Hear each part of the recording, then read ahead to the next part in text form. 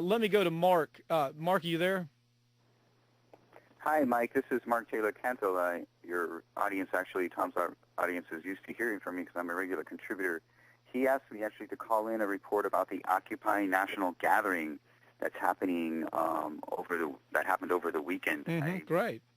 Tell me about it. Yeah.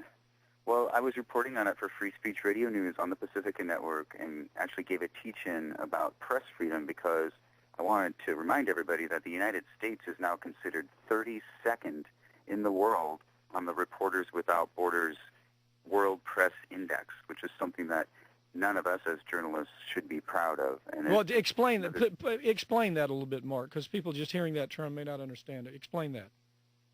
Reporters Without Borders is an advocacy group, an international advocacy group for reporters all around the world. They keep track of the treatment of journalists in every country around the world, and then they have a World Press Freedom Index where every year they rank the countries in terms of the ability for reporters to do their job and get information out. Finland is currently ranked as number 1, but the United States has actually slipped to 32nd. And why is that? If you were to identify what's happening, what would it be? In a couple of minutes or more, what would it be? How do you identify it in what's happening?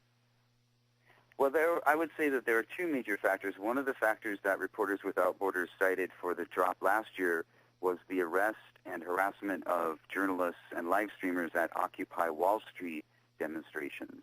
So that was definitely an issue last year.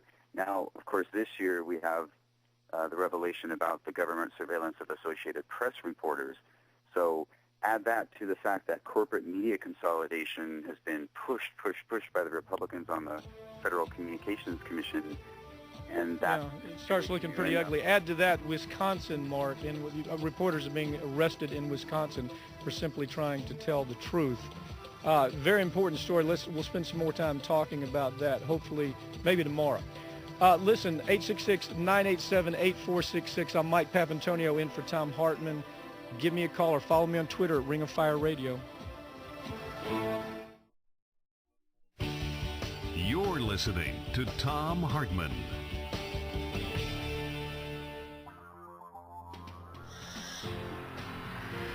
From your computer and our website, thomhartmann.com. And thanks so much for watching our program here on Free Speech TV again. And check out freespeech.org for our program and other great programming right here on Free Speech TV.